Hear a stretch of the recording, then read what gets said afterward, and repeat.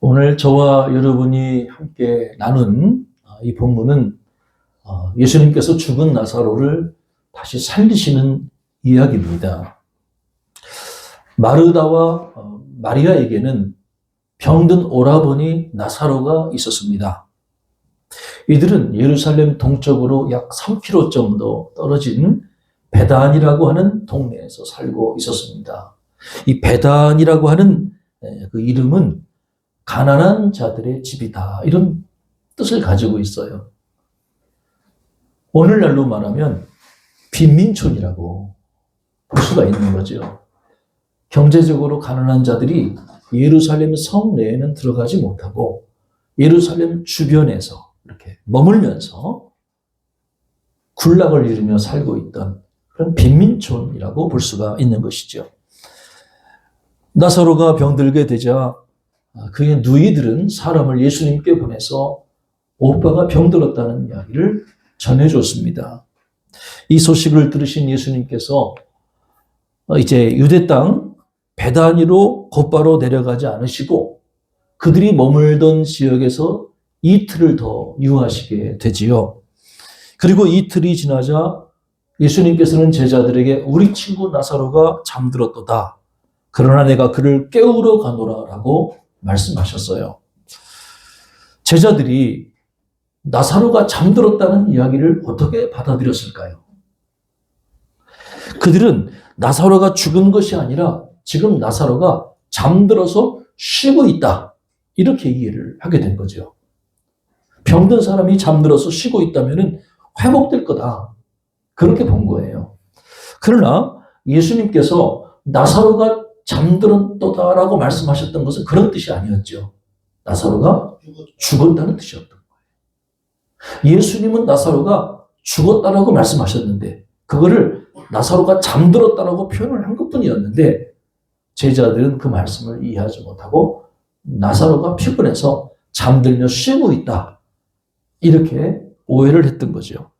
우리는 성경 곳곳에서 제자들의 영적 무지를 자주 발견하게 되죠. 예수님하고 가장 가까이 있던 그 제자들은 늘 예수님이 말씀하면 그 예수님의 말씀의 참뜻이 무엇인지를 제대로 이해를 하지 못해요. 영적 무지죠.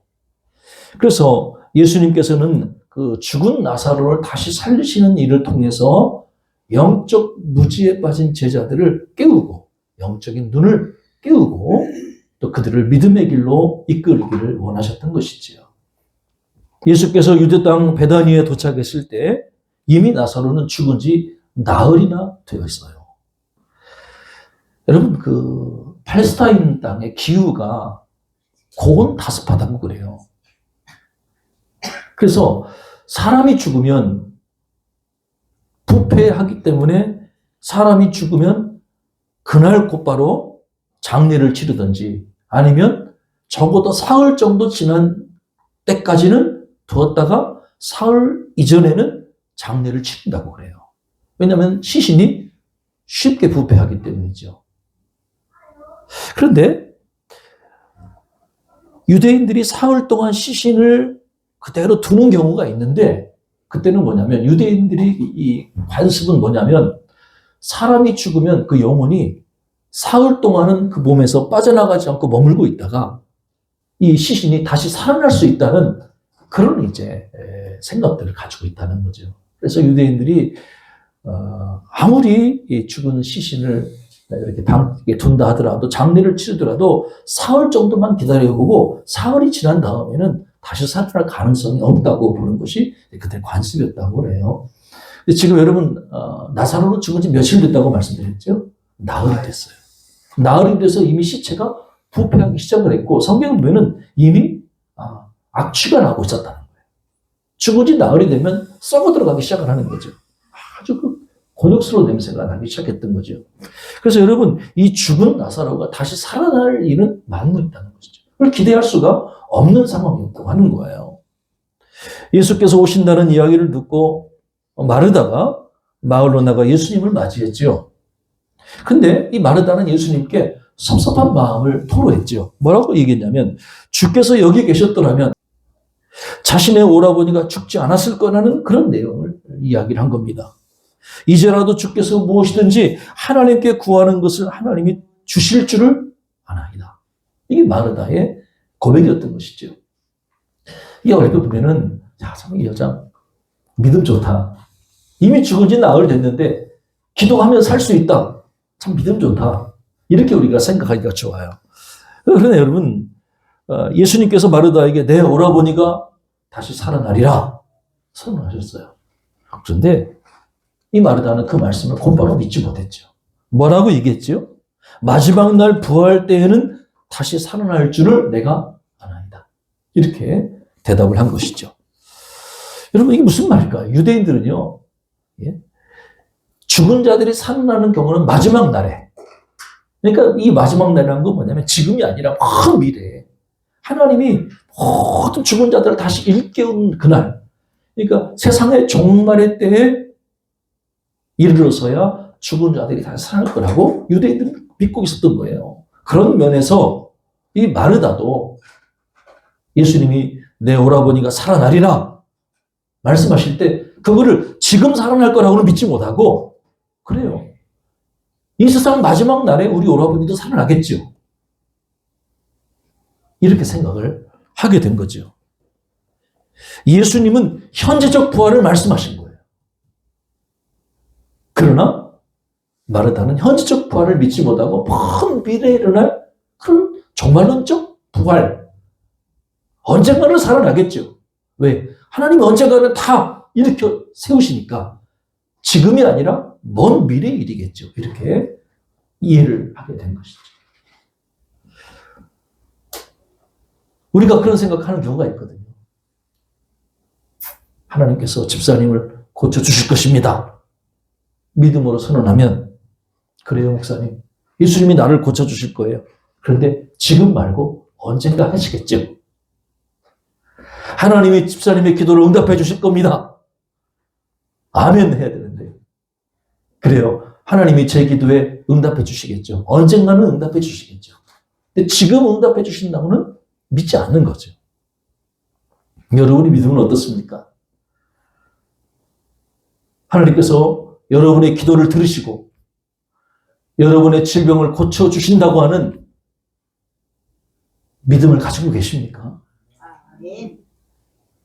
어쩌면 어린아이와 같은 믿음이지만 우리에게는 하나님이 현재 나를 위해 일하실 수 있다는 믿음이 필요한 것이죠. 저는 국제전도폭발훈련을 여러 해 동안 받았어요. 거기 보면 믿음에 관한 복음제시 내용이 나올 때 그런 내용이 나오거든요. 많은 사람들이 예수님을 믿을 때 이순신 장군이나 세종대왕처럼 예수님을 믿는다는 얘기예요. 무슨 말이겠어요, 여러분? 내가 물어볼게요. 여러분, 이순신 장군하고 세종대왕이 옛날에 살아계셨다는 거 여러분 믿으시죠? 한국 사람들은 다 믿거든요. 저도 믿어요. 이순신 장군이 예전에 살아계셨고 우리나라 구하셨잖아요. 세종대왕이 한글 창조하시고 나라를 태평성대로 이끌었잖아요. 과거에 그분들이 다 살아계셨다는 걸 우리 한국 사람 다 믿어요. 그런데 그렇게 예수님 믿는다는 거예요. 그런 식으로. 과거에는 살아계셨지만 현재 나를 도우실 수 없는, 현재 나를 위해 뭔가를 해줄 수 없는 그런 예수님을 믿는다는 거예요.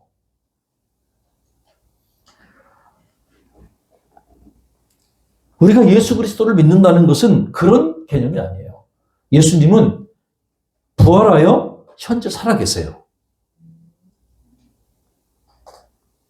그 예수님이, 부활하여 현재 살아계신 예수님이 오늘 나의 삶에 관심을 가지고 계시고 오늘 나의 기도에 응답하고 계시다는 것을 우리는 믿어야 한다는 거예요. 물론 미래에 우리도 언젠가는 다 살아나죠. 요한계시록처럼 우리가 종말의 때 다 주님이 죽은 자를 일으켜 세우시죠. 그러나 미래에 일어날 일만이 아니라 하나님은 지금도 나의 삶에 관심을 갖고 계시고 내가 당하는 어려움 속에 도움을 줄 수 있는, 역사하실 수 있는 현재적 믿음을 우리에게 요구하신다는 것을 기억할 필요가 있다는 거죠. 많은 분들이 미래적 종말신앙에 갇혀 있다는 거죠. 여러분, 하나님은요, 과거나 현재나 미래에나 동일하신 하나님이세요. 아멘. 아멘. 우리에게 필요한 신앙은 하나님께서 이 세상 끝날에 죽은 자들을 다시 살리실 것을 믿을 뿐만 아니라 지금 나의 삶의 현장에서, 내가 고통받고 있는 나의 삶의 현장에서도 역사하실 수 있다는 믿음이 필요한 줄로 믿습니다. 그 믿음을 가지세요. 현재적 믿음. 현재 나의 삶에 관심을 가지고 계시고 나를 도우실 수 있는 주님을 믿으셔요. 그게 주님이 지금 내 오라버니가 살아나리라 하신 말씀입니다. 또 이 마르다의 신앙을 보면은 한 가지 제가 이상하다 느끼는 것이 하나가 있어요. 그건 뭐냐면 이 마르다는 믿는 신앙이 아니라 아는 신앙을 가졌던 것 같아요. 여러분, 믿는 신앙과 아는 신앙은 다릅니다. 자, 마르다와 예수님이 대화를 나누는 걸 보면은요, 마르다가 시정일관 내가 믿나이다, 내가 믿나이다 그렇게 얘기하지 않아요. 내가 아나이다. 내가 아나이다.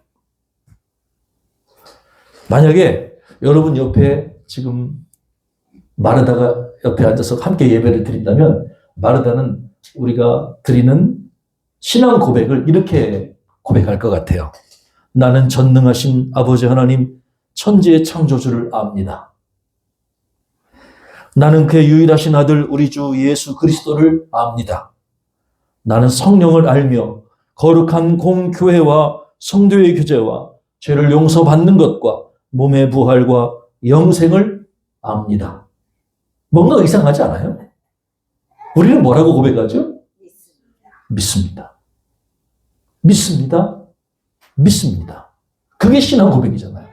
그러니까 신앙이라고 하는 것은 압니다가 아니라 믿습니다. 한번 같이 해볼까요? 믿습니다. 그래요. 그게 신앙이에요. 믿습니다. 믿습니다. 믿습니다. 하나님을 믿고 예수님을 믿고 성령님을 믿습니다. 그게 신앙이지요. 근데 마르다는 믿습니다가 아니라 압니다. 압니다. 참된 신앙 고백은 압니다로 끝나는 것이 아니라 내가 믿습니다로 끝을 맺어야 합니다. 그래서 예수께서 마르다에게 이것을 내가 믿느냐라고 그녀에게 믿음을 요구하고 계신 거죠. 아는 것이 필요하지만 알의 차원을 뛰어넘어 믿음의 차원으로 나아가기를 원하셨다고 하는 거예요. 주님은 오늘 우리에게도 같은 믿음을 요구하고 계시는 거죠.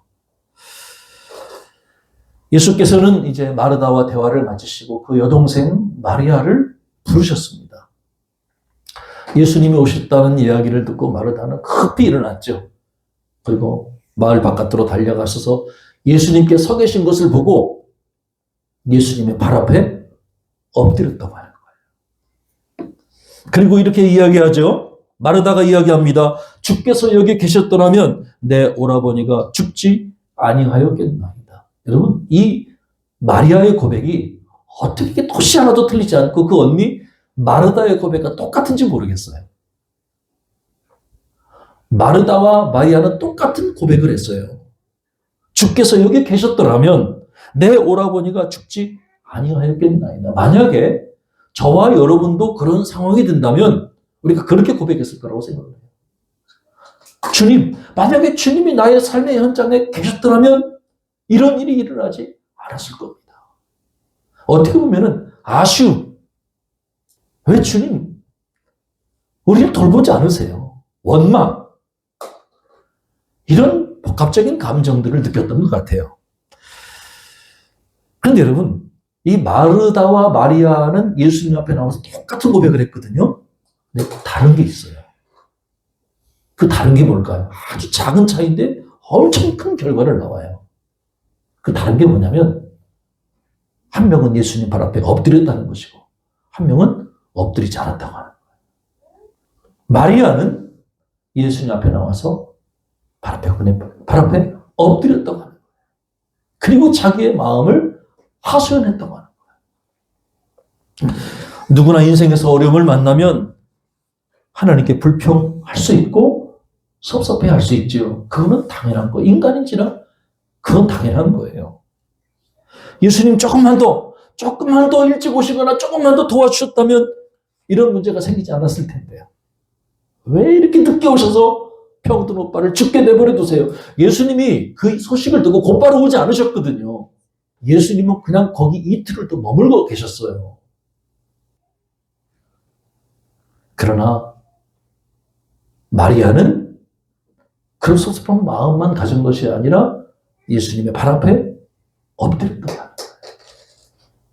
그래서 예수님께서 언니 마르다에게는 믿음을 요구하셨던 것 같고, 동생 마리아가 우는 것을 보시고는 예수님께서 함께 우셨던 것 같아요. 공감해 주신 거죠. 예수님은 자기 발 앞에 엎드려 우는 마리아를 보셨고, 그리고 그녀를 따라온 많은 유대인들이 우는 것을 보셨어요. 그리고 예수께서는 심령에 비통이 여기셨고 불쌍히 여기사 눈물을 흘리셨다. 이렇게 되어 있다는 거죠. 이게 공감이죠. 사랑하는 여러분, 예수님은 우리의 대제사장이 되십니다.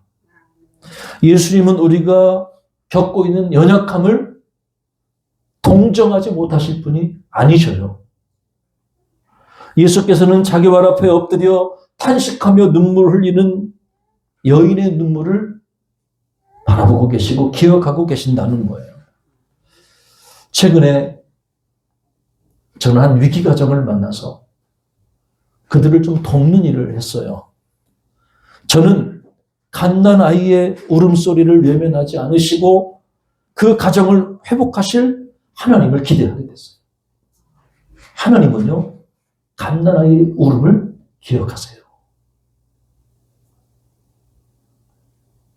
그리고 그 울음소리를 들으시고 가정을 회복시켜 주세요.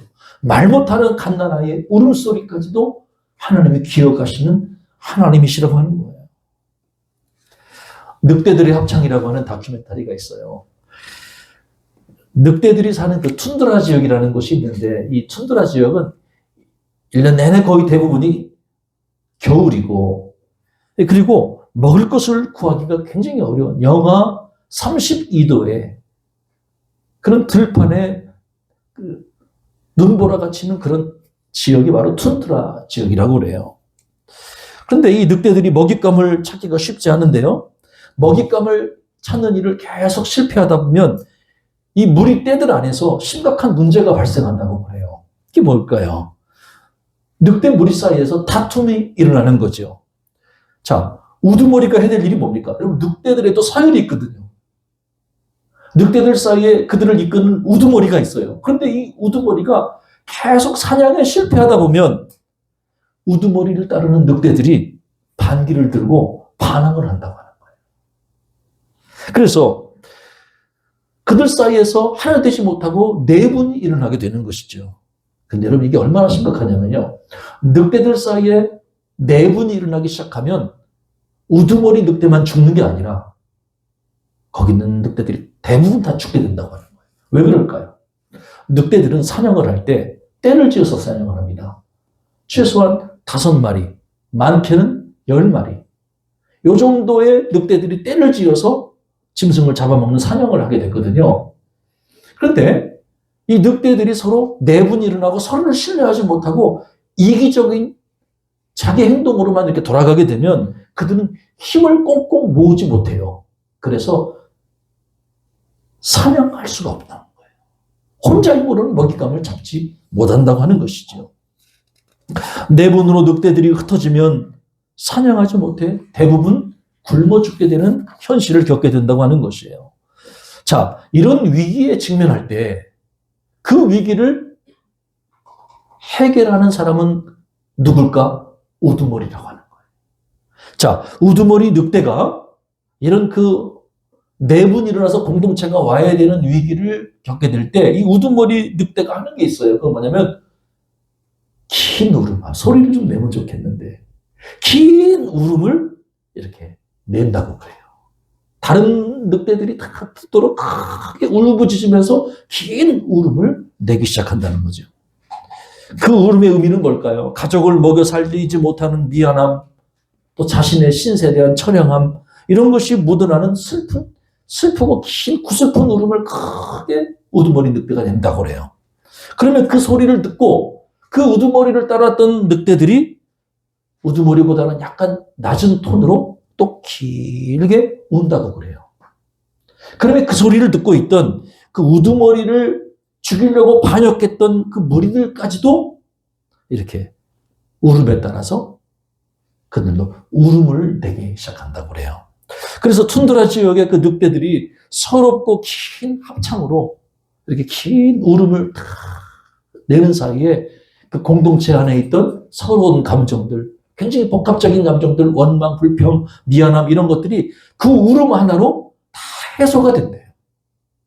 한참을 울고 나면 늑대의 무리들이 감정이 다 정화가 돼서 그들은 다시 하나가 된다고 그래요. 그러면 그들은 그동안의 어려움과 갈등을 뒤로한 채 늑대들이 다시 똘똘 뭉쳐서 새롭게 사냥에 나서게 된다는 것이죠. 이게 바로 공동체의 위기를 극복하는 방법이라고 하는 거예요. 울어야 된다고 하는 거예요. 우는 것이 위기를 탈출하는 비법이라고 하는 거예요. 나만 울어서 되는 것이 아니라 옆에 있는 사람들이 함께 울어야 된다고 하는 거예요. 가정에 어려움이 있을 때 가장만 울고 아버지만 우는 것이 아니라 자녀들도 함께 울고, 교회에 어려움이 있을 때 목사만 우는 것이 아니라 성도들도 같이 울어줄 때 그 공동체의 갈등이 치유되고 감정이 다 순화되고 하나님의 비전을 향해 나아갈 수가 있다고 하는 거예요. 할렐루야. 참 우리가 늑대에게서 배울 수 있는 지혜가 아닌가 싶어요. 갈등 없는 사회가 어디 있고 갈등 없는 집단이 어디 있겠어요. 그러나 그 갈등을 해소하는 지혜를 우리는 동물들을 통해서 배우게 되는 거죠. 함께 울어줄 때, 같이 목소리를 내서 울어줄 때 모든 것이 눈 녹듯이 다 사라지고 공동체가 하나 되게 된다는 거예요. 사랑하는 여러분, 여러분이 고통받을 때 여러분을 위해 울어줄 수 있는 믿음의 동역자들이 있다는 것을 기억하세요. 무엇보다도 우리 주님께서 여러분이 당하는 그 눈물과 고통을 기억하시고 함께 아파하고 울고 계시다는 사실을 여러분이 꼭 잊지 말았으면 좋겠습니다. 우리 주님께서 내가 울고 있는 그 눈물의 현장에 우리 주님도 말없이 울고 계신 거예요. 그리고 우리의 아픔을 아시고 우리를 보듬어 주실 거라는 거죠. 예수께서는 마리아가 흘린 눈물을 보고 계셨어요. 그리고 그녀와 함께 울어주셨던 것이죠. 예수님은 그녀에게 물으시죠. 그를 어디에 두었느냐? 왜 물으실까요? 이제 주님이 일하실 차례가 된 거죠. 주님은 이미 죽은 지 나흘이나 돼서 고약한 냄새가 나는 그 오라버니 나사로의 시신이 있는 곳을 물어보셨어요. 그리고 굳게 닫힌 돌문을 치우라고 사람들에게 명령하셨죠. 그리고 주님께서 죽은 지 나흘이나 되어 냄새나는 시신 앞에서 감사의 기도를 드리시는 주님의 모습을 여러분 떠올려 보세요. 우리가 감사하지 못할 문제가 무엇이 있겠어요? 여러분이 지금 겪고 있는 문제가 냄새나는 시신보다 더합니까? 아니잖아요.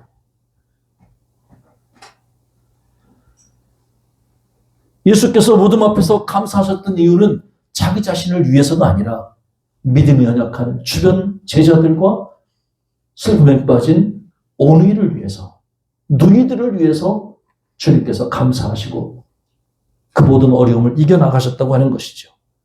예수께서 큰 소리로 나사로야 나오라 외치셨지요.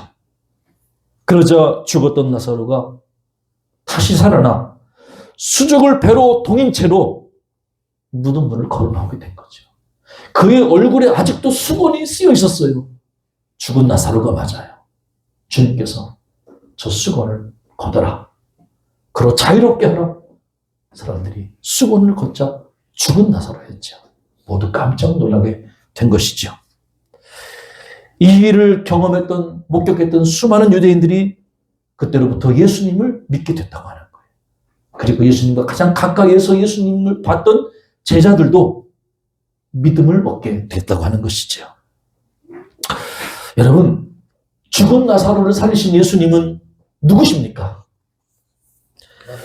예수님은 이렇게 말씀하셨어요.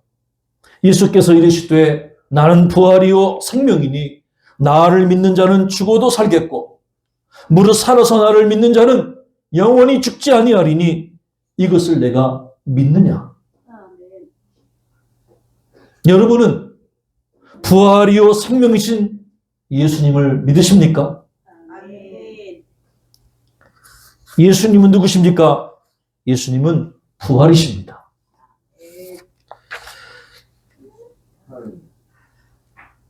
죽은 나사로를 다시 살리신 그 일은 육체의 부활을 의미해요. 여러분, 우리가 육체의 부활이라고 하는 것은요, 시간상으로 우리가 죽은 다음에 경험하는 일이에요.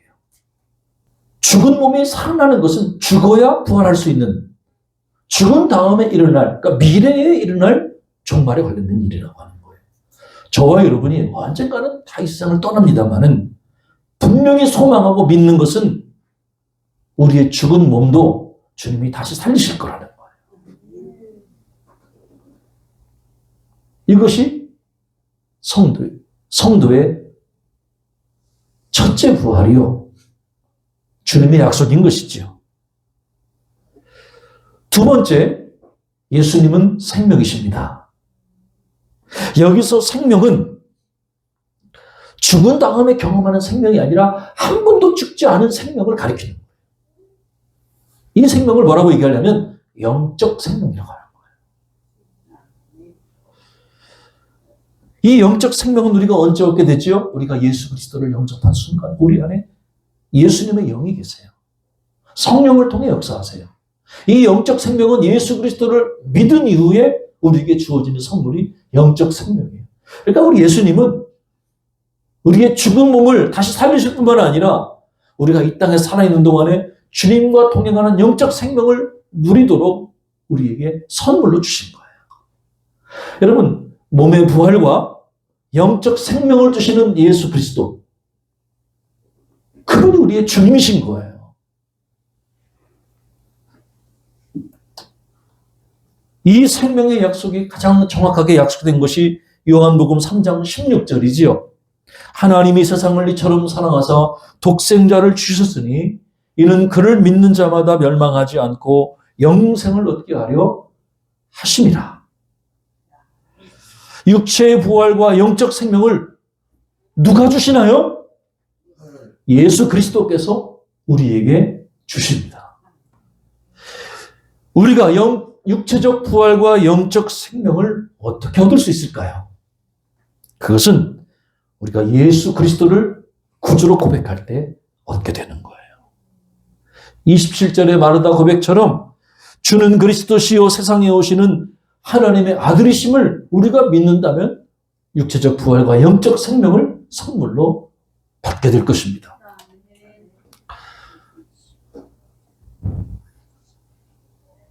여러분에게 이야기 하나 마지막으로 소개해드리고 말씀을 마치고자 합니다. 한 8살 된 아들이 그만 불치병으로 시한부 인생을 살게 됐죠. 어머니가 있었습니다. 의사와 어머니는 그 아들에게, 그 아이에게 이 사실을 숨기려고 조심조심 했습니다마는 영리한 아들은 자기 죽음을 이미 감지하고 있었죠. 어느 날 아들이 어머니에게 묻습니다. 어머니, 죽음이 뭐예요? 8살 된 애가 물어보기는 참 민망한 질문이지요. 어머니, 죽음이 뭐예요? 질문을 받은 어머니는 잠시 당황했지만 그래도 아들에게 가장 상처받지 않고 가장 지혜롭게 이야기할 수 있는 방법이 뭔지를 잠시 기도한 후에 이렇게 대답을 해줬어요.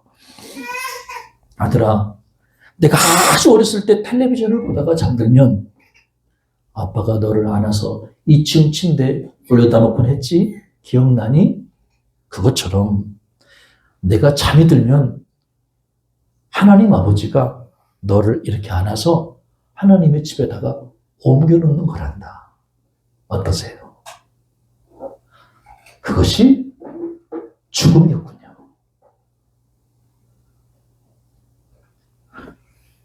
아이들이 놀다 잠들면 아버지가 그 아이를 잘 안아서 침대에 옮겨놓듯이 말이죠.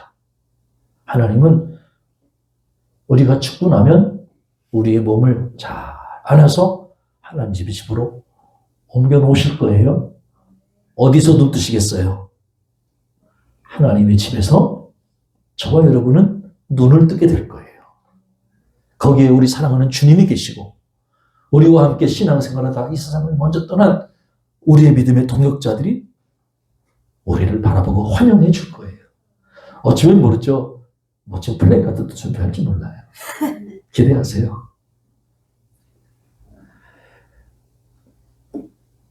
성경은 죽음이 무섭지만 죽음보다 더 강력한 힘이 있다고 가르치죠.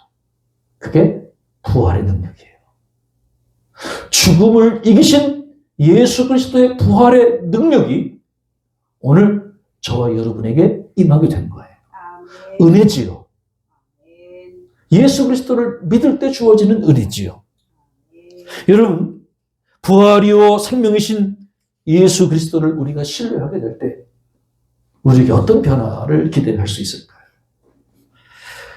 아주 우리를 괴롭히는 아주 지독한 문제에 함몰돼서 차라리 이렇게 사는 것보다 죽는 게 낫겠다라고 생각할지 모르는 그런 상황 속에서도 우리가 부활의 소망이 있다면 우리는 거기서 감사를 찾게 될 거예요. 희망을 찾게 될 거예요. 나를 위해 울어주는 주님이 계시다는 사실 때문에 우리는 뭔가 알지 못하는 든든함과 위로를 우리가 경험하게 될 거지요. 사랑하는 여러분, 한 주간 여러분의 삶에 이러한 은혜가 가득하시기를 주님의 이름으로 축복합니다. 기도하겠습니다.